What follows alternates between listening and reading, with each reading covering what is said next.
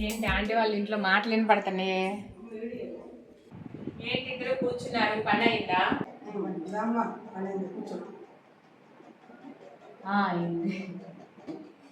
తిన్నారా ఇద్దరు? మీ ఆయనలాగా అన్ని పనులు చేసి పెట్టేటట్టయితే మేము కూడా 12ంటికి తిని కూర్చునేవాళ్ళం. నిజమేలే.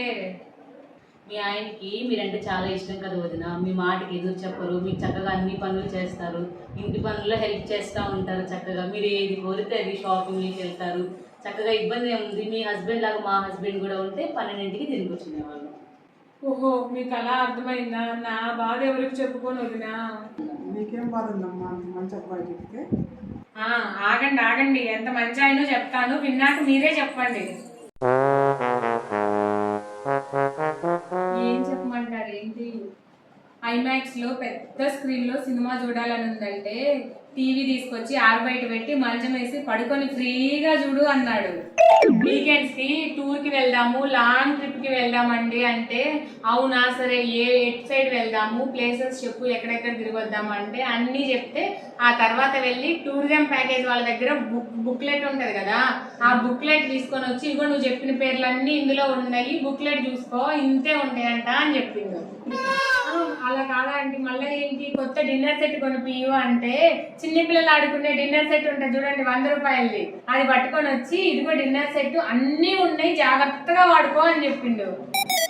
మ్యారేజ్ డేకి డైమండ్ రింగ్ కొని పెట్టండి, అందరూ కొనుక్కుంటున్నారు అని ఎంతో బతిమలాడి ప్లీజ్ ప్లీజ్ ప్లీజ్ అంటే బయటికి వెళ్ళి రాగి ఉంగరం తీసుకొచ్చి ఇది పెట్టుకో, ఒంటికి చాలా మంచిది, వేడి కూడా తగ్గుతుంది అని చెప్పిండు. రాగి ఉంగరమైనా తెచ్చాడు కదా, ఉన్న బంగారం పెట్టుకుందాము అంటే ఉన్న బంగారం మొత్తం నీకు దాచుకోవడం చేత కాదు అని చెప్పి మొత్తం బ్యాంక్ లో పెట్టాడు. చెప్పండి వదిన, మిమ్మల్ని షాపింగ్ కూడా బాగా తీసుకెళ్తుంటారు కదా అన్నయ్య. నేనేమన్నా అడుగుతున్నాను ఆ షాపింగ్ కి తీసుకెళ్ళండి అని? పోనీ ఆ షాపింగ్ కి తీసుకుపోయినా కన్నా ఏమన్నా చీరలు గట్రా కొనిపెడతాడా అంటే అది లేదు, ఒకటో రెండో నైటీలు కొనిపెడతాడు ప్రతిసారి. అది ఎందుకు అనుకుంటున్నారా? ఆ నైటీలకి అయితే మ్యాచింగ్ సెట్లు ఉండక్కర్లా, మ్యాచింగ్ జాకెట్లు ఉండక్కర్లేదు. కొనుక్కుంటాను అంటే నీకు చీరలు కట్టుకోవడం చేత కాదు కదా, అంత కష్టం ఎందుకు అని ఒకటో రెండో డ్రెస్సులు కొనిపెడుతున్నాడు. ఎవరికి తెలిసే వదిన, మిమ్మల్ని కావాలప్పుడల్లా పుట్టింటికి పంపిస్తూ ఉంటారు కదా. పుట్టింటికి పోయి 10 రోజులు 20 రోజులు ఉండొస్తే ఆ తిండి డబ్బులు మిగులుతాయి కదా అనేసి ఎప్పుడు పోతానంటే అప్పుడు నాకు ఎక్స్ట్రా బట్టలు సర్ది మరీ పంపిస్తున్నాడు.